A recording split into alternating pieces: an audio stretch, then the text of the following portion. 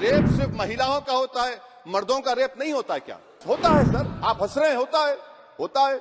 आपकी हंसी इस बात का इकरार है कि आप जानते हैं किसका हुआ है। कार्ल मार्क्स ने कहा था sir, history repeats itself first as a tragedy, second as a Fars.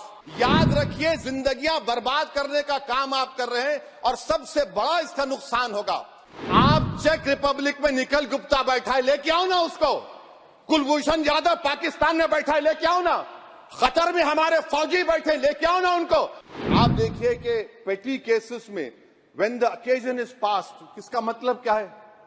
When the occasion होगा क्या सर? अब हम चुनाव लड़ते तो जो हमारा जो पार्टी अपोजिंग रहती वो कहती कि अब इनके 25 लोगों को 50 लोगों को गिरफ्तार कर लो, गिरफ्तार कर लेते मेरे बूथ के एजेंट्स को। और बोल रहे व्हेन, उसमें आप लिख रहे क्या है? When the occasion is past, माने पास हो जाएगा पोलिंग के 5 बजे छोड़ देंगे। अरे आप अपना ही हाथ काट रहे हैं अपने आप। याद रखिए, आज आप मुस्कुरा रहे हैं, कल यहां पर बैठेंगे तो और कर देगा काम आपके ऊपर। अच्छा, रेप सर, रेप सिर्फ महिलाओं का होता है, मर्दों का रेप नहीं होता है क्या?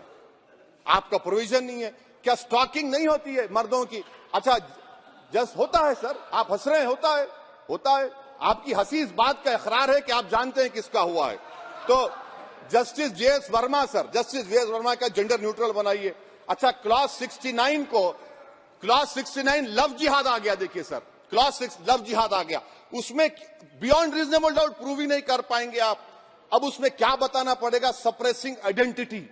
यानी अगर कोई महिला मोनू मानेसर चोमू चंडीगढ़ से इश्क करती है, बाद में उसको मालूम होता है कि वो मानेसर का नहीं है, चंडीगढ़ का नहीं है, तो क्या क्लॉज 69 एक्शन में आएगा? आप बताइए कि अच्छा, अगर कोई ये कहेगा कि मेरा नाम कुछ नाम है, कई कुछ नाम होता है जो कॉमन नाम होता है मुसलमानों में, दीगर मज़ाहिब में, तो क्या वो सेक्शन अप्लाई होगा?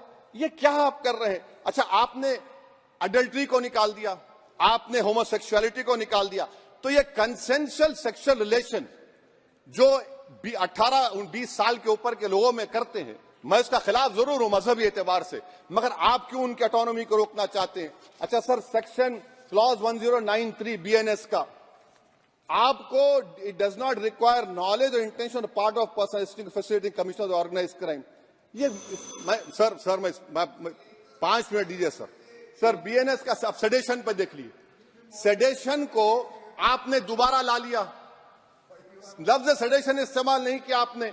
3 साल से 7 साल आपने सुप्रीम कोर्ट को अंडरटेकिंग दी थी कि प्रोविजन नहीं लाया जाएगा।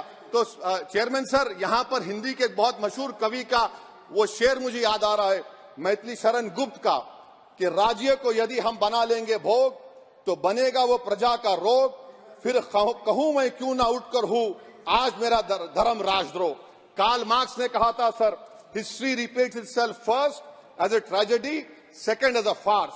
आप क्लॉज 195 1D देखिए, it criminalises the making of publication of false and misleading information jeopardising sovereignty integrity of India. Vague है, यानी जो कोई भी पत्रकार इन्वेस्टिगेटिव जर्नलिज्म लिखेगा, आप उसको इस्तेमाल कर लेंगे और जेल की सलाखों में उसको डालकर आप सड़ा देंगे। सर, मैं आपको और एक बात बताना चाहूंगा कि रैश एंड नेग्लिजेंट एक्ट जो आईपीसी में था 2 साल थे, 304, आप उसको बढ़ाकर 5 साल कर दिए 1061 में, बीएनएस 1 में। और rash and negligent driving 304 IPC में था 2 साल की सजा, आपने 10 साल कर दिया। ये क्रिमिनल जुरिस्प्रूडेंस का हिस्सा नहीं है। अच्छा, क्रिमिनल ऑर्गेनाइजेशन उत्तर प्रदेश में यूपी गैंगस्टर एक्ट में एक चार्जशीट में गैंगस्टर एक्ट लगता। सर, आप बताइए फिर यूएपीए का क्या होगा, पीएमएलए का क्या होगा, महाराष्ट्र मकोका क्या क्या होगा, गुजरात के कोका क्या क्या होगा? आप ये सब कानून रख रहे हैं और एक पुलिस वाले को आप ये तमाम कानून की इजाजत देंगे? याद रखिए, जिंदगियां बर्बाद करने का काम आप कर रहे हैं और सबसे बड़ा इसका नुकसान होगा। किसका नुकसान होगा? दलितों का, मुसलमानों का, आदिवासियों का। और वो पॉलिटिकल पार्टीज जो कल आज सत्ता में है, कल नहीं रहेंगे, वो बदले की भावना से काम करते हैं। सर, मुझे पुलिस ने पीटा सर, 1999 22 दिसंबर को मेरे सर पर 20 टाके लगे, पीठ से लेकर पैर तक मारा गया। आपको मालूम सर क्या हुआ? तेलुगु देशम की सरकार थी, उन्होंने उन दोनों पुलिस वालों को जिन्होंने मुझे मारा था, उनको आईपीएस कन्फर कर दिया। अरे चप्पन देके बैठो तुम। प्लीज आप बैठ जाइए। टेररिज्म का देखिए सर, आप बैठ जाइए प्लीज। यूएपीए का सर मैं खत्म कर टेररिज्म उनको रोकिए sir. Okay okay please sit down. Sir ji terrorism का डेफिनेशन में आप देखिए यूएपीए का सेक्शन 16 क्लॉज 113 में आ गया।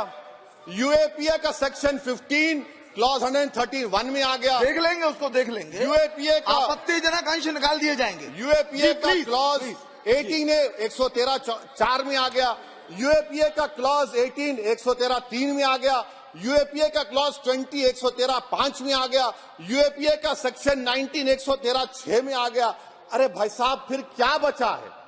आप यूएपीए से मकोका से गुजरात कोका से पीएमएलए सब ला लिए। तो स्पीकर सर मैं अपनी बात को खत्म करने से पहले मैं उम्मीद कर रहा था कि मैंने वजीर दाखिला का एक स्टेटमेंट सुना था अमित शाह साहब का कि जब गुजरात के होम मिनिस्टर थे तो उन पर जुल्म किया गया, उनको दबाया गया। मगर हम ये समझ रहे थे कि जिस शख्स पर नाइंसाफी हुई है जो वो क्लेम कर रहे हैं तो कम से कम वो दूसरों से नाइंसाफी तो नहीं करेंगे। आप क्या कर रहे हैं?